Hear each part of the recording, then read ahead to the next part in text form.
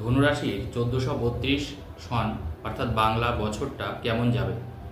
নতুন বাংলা বছর কিন্তু বেশ কয়েকটা দিন শুরু হয়েছে, কিন্তু এই বাংলা বছরে কিন্তু প্রত্যেকটা রাশি অনুযায়ী কিন্তু তাদের কিন্তু একটা ভাগ্য আছে। অর্থাৎ আমি যেমন প্রত্যেকটা রাশি ধরে ধরে বলছি, মেষ রাশি থেকে শুরু করেছি, আজকে যেমন আলোচনা করব ধনুরাশি। ধনুরাশির এই নতুন বছরটা কেমন যাবে এবং ধনুরাশির মানুষ এই নতুন বছরে কি কি পাবেন। দেখুন, যখন আমরা কোনো বিচার করব কোনো রাশির বিষয়, তখন কিন্তু আমাদের জানতে হবে যে গ্রহের অবস্থানটা কোথায়, কারণ গ্রহগুলো কোথায় কোথায় থাকবে তার উপরেই কিন্তু মানুষের কিন্তু মূল ভাগ্যটা কিন্তু নিরূপণ হয়। তার উপরেই কিন্তু আপনার ভালো থাকা মন্দ থাকা টোটালটাই কিন্তু নির্ভর করবে। আপনি কতটা পাবেন কতটা পাবেন না, কোন কোন জায়গা থেকে আপনার সমস্যা আসতে পারে, টোটালটাই কিন্তু এই জায়গাটা থেকে বিচার করা হয়। তো ধনুরাশি হচ্ছে রাশিচক্রের নবম রাশি এবং এই রাশির অধিপতি কিন্তু বৃহস্পতি। আমি এমনিতেই বলেছি, ধনুরাশির মানুষরা কিন্তু ভীষণ জ্ঞানী হয় এবং ভীষণ বোঝে। এই রাশির মানুষকে আপনি কোনো কিছু একটা বলবেন, দেখবেন বুঝবে। ধনুরাশির মানুষরা কিন্তু বোঝে কোনো একটা জিনিস।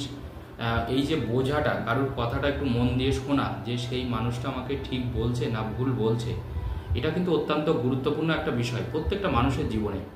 কিন্তু ধনুরাশির মানুষরা কিন্তু এই জিনিসটা কিন্তু বোঝে বা এটা ভাবে যে না, এইটা আমার ঠিক হচ্ছে না বা এটা আমার ভুল হচ্ছে। তো দেখুন, ধনুরাশির যে অধিপতি বৃহস্পতি কিন্তু সপ্তমে কিন্তু যাবে, কিন্তু অর্থাৎ মিথুনে যাবে। এবার সপ্তমে বৃহস্পতি থাকার ফলে বৃহস্পতির দৃষ্টি কিন্তু রাশির উপরেই পড়বে। অর্থাৎ জানবেন, ভাবপতি যদি ভাবপতির উপরে দৃষ্টি দেয়, সেটা কিন্তু আমাদের জন্য অত্যন্ত শুভ। অর্থাৎ এই বৃহস্পতি ধনু মকর কুম্ভ মীন, ধনুরাশির চতুর্থপতিও কিন্তু বৃহস্পতি, আবার রাশির অধিপতিও কিন্তু বৃহস্পতি। তাহলে চতুর্থপতি রাশির অধিপতি যে সপ্তমে যাবে, যে আপনার রাশিকে কিন্তু পূর্ণ দৃষ্টি দেবে। অর্থাৎ বৃহস্পতি তার নিজের রাশিকেই কিন্তু দৃষ্টি দিচ্ছে, তার সপ্তম পূর্ণ দৃষ্টি। এর ফলে ধনুরাশির কিন্তু সব কিছু বাড়বে। অর্থাৎ আপনার সব কিছুই বাড়বে। বাড়বে বলতে কি, আপনার অর্থ ইনকাম বাড়বে, আপনার সম্পদের পরিমাণ বাড়বে, আপনার সেভিংস বাড়বে, আপনার কর্মের জায়গাটা বাড়বে, আপনার যোগ্যতা বাড়বে, আপনার শিক্ষা দীক্ষা বাড়বে।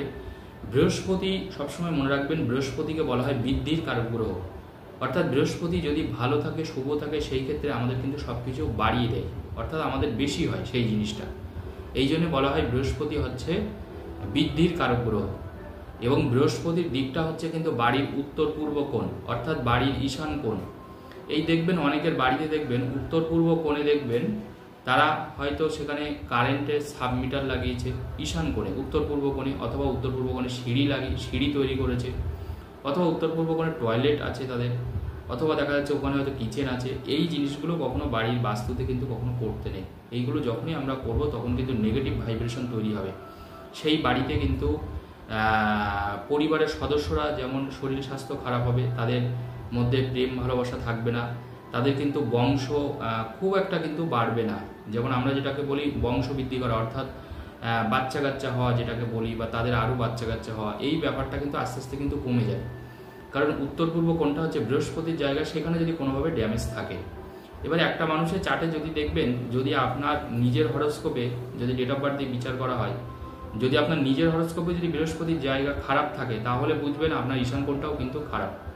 কারণ আমি দেখেছি, কারণ দীর্ঘ আজকে 19 বছরের অভিজ্ঞতা থেকে আমি লক্ষ লক্ষ মানুষের চার্ট বিচার করেছি, এবং যাদের দেখেছি হরোস্কোপে যে গ্রহ খারাপ আছে, সেই গ্রহ অনুযায়ী কিন্তু তার বাড়ির বাস্তুটাও কিন্তু দেখেছি সেই জায়গাগুলো কিন্তু বেসিক্যালি কিন্তু খারাপ। অর্থাৎ আপনারা সবসময় চেষ্টা করবেন উত্তর পূর্ব কোণটাকে ফাঁকা রাখার, এবং উত্তর পূর্ব কোণটাকে কোনোভাবে যেন ড্যামেজ না হয়, এটা অবশ্যই একটু দেখে নেবেন। এবং সেই জায়গাটা যেন সবসময়ের জন্যই যেন ভালো থাকে, এটা কিন্তু দেখা আমাদের প্রত্যেকের কর্তব্য। কারণ সেই জায়গাটা যত ভালো থাকবে, যত পরিষ্কার থাকবে, তত কিন্তু আমাদের যেমন মানসিক শান্তি থাকবে, ঠিক তেমনি তত কিন্তু আমাদের আয় উন্নতি হবে। এইটা আমি একটু এক্সট্রা আপনাদেরকে বললাম, যেহেতু বৃহস্পতি নিয়ে আমরা আলোচনা করছি তার জন্য। এবং ধনুরাশি দেখুন, এটা হচ্ছে বৃহস্পতির রাশি। তাহলে আমরা দেখতে পাচ্ছি যে নতুন বছরে ধনুরাশির মানুষের সব কিছু বৃদ্ধি পাচ্ছে, এবং বিয়ের জায়গাটা কিন্তু তৈরি হচ্ছে, বিয়ের পূর্ণ যোগ কিন্তু তৈরি হচ্ছে। কারণ সপ্তমে বৃহস্পতি ভালো থাকলে বিয়েটা আমাদের তাড়াতাড়ি হয়ে যায়। এবং বৃহস্পতির দৃষ্টি, যেহেতু বৃহস্পতি সপ্তমভাবে যাবে এবং বৃহস্পতির দৃষ্টি আপনার রাশিতে পড়ছে, অর্থাৎ যোগাযোগটা কিন্তু বাড়বে। কারণ বিয়ে মানে তো দেখুন মেন হচ্ছে যোগাযোগ। যোগাযোগ যদি ভালো থাকে, তখন বিয়ের জায়গাটাও কিন্তু ভালো হয়। অর্থাৎ সেই যোগাযোগটা কিন্তু আপনার এবার থাকবে। তার জন্য বিয়ের জায়গা কিন্তু খুব বেশি কিন্তু অসুবিধা হবে না। এরপরে আমি আলোচনা করব যে চতুর্থে কিন্তু আপনার কিন্তু শনি আছে, এবং তৃতীয়ভাবে কিন্তু আমরা দেখবো এই মে মাসেই কিন্তু আবার কিন্তু রাহু ট্রানজিট হবে। কুম্ভ রাশিতে রাহু ট্রানজিট হবে। কুম্ভ রাশিতে রাহু সবসময় ভালো ফল দেয়, রাহু তৃতীয় থাকলে কিন্তু খুব বেশি খারাপ ফল দেবে না ধনুরাশি। অর্থাৎ সেখানে আপনার বিশ্বাস, সাহস, শক্তি সব কিছুই বাড়বে, কর্মক্ষমতা আপনার বাড়বে, এবং যাদের সাথে মতের অমিল হতো বা খুব বেশি যাদের সাথে আমাদের বনিবনা হয় না ধনুরাশির মানুষ, যারা হয়তো আপনার সাথে প্রচণ্ড রকমভাবে শত্রুতা করছে, তারা কিন্তু আপনার থেকে কিন্তু আস্তে আস্তে সাইড কাটবে, অর্থাৎ তারা কিন্তু আপনার থেকে চলে যাবে।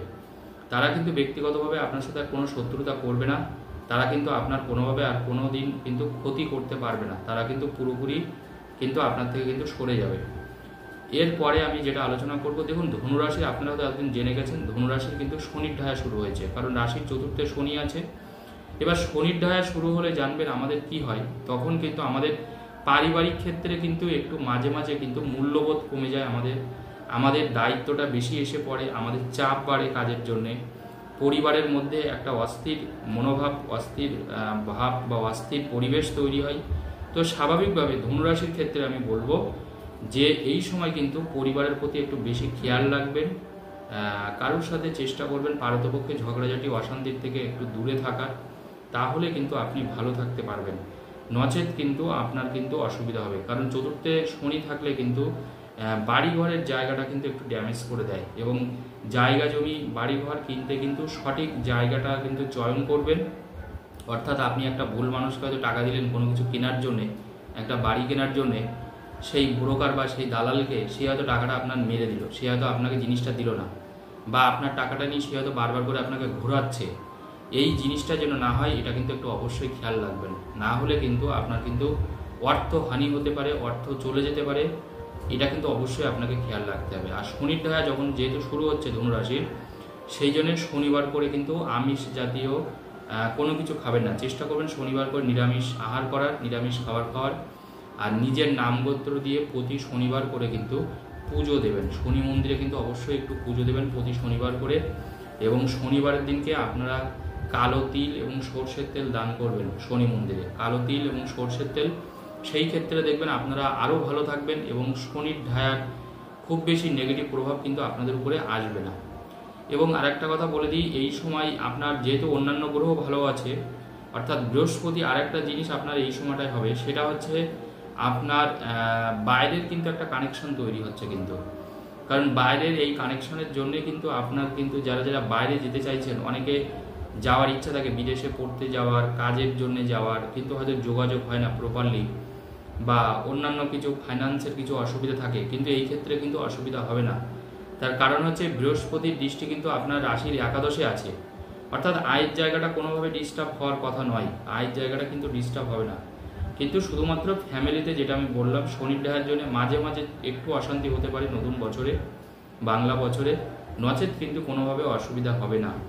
এছাড়া দেখুন বছরটা কিন্তু মনে রাখতে হবে, কিন্তু এই বছরটা কিন্তু রবির কিন্তু বছর। আমরা যদি 1432 যোগ করি, 4 আর 1 5 এবং 3 আর 2 5, মানে 10 পাচ্ছি। রবির বছর, ইংরেজির বছরটাও কিন্তু মঙ্গলের বছর, অর্থাৎ সেই ক্ষেত্রে কোনো অসুবিধার কিছু নেই।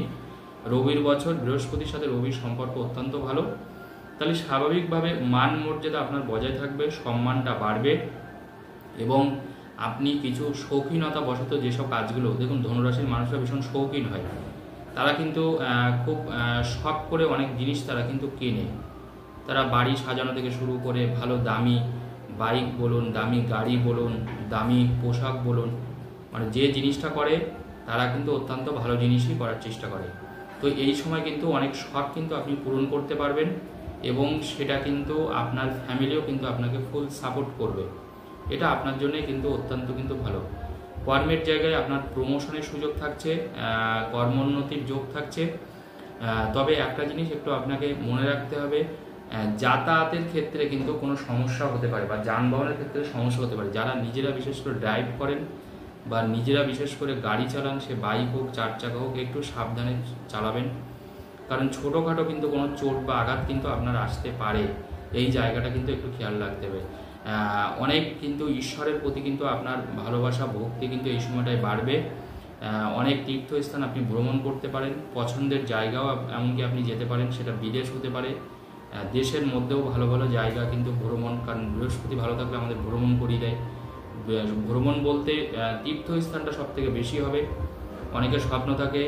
তো এই সময় কিন্তু আপনারা দ্বাদশ জ্যোতির্লিঙ্গটাও কিন্তু দেখে নিতে পারেন, বিভিন্ন মন্দির দেখে নিতে পারেন এই সময়টায় আপনারা। এবং এই সময় কিন্তু যারা যারা আইনত জটিলতার মধ্যে কষ্ট পাচ্ছেন, বিশেষ করে স্বামী স্ত্রী ডিভোর্সের মামলা, সেই জায়গাটা কিন্তু কিছুটা হলেও কিন্তু সমস্যাটা কাটবে।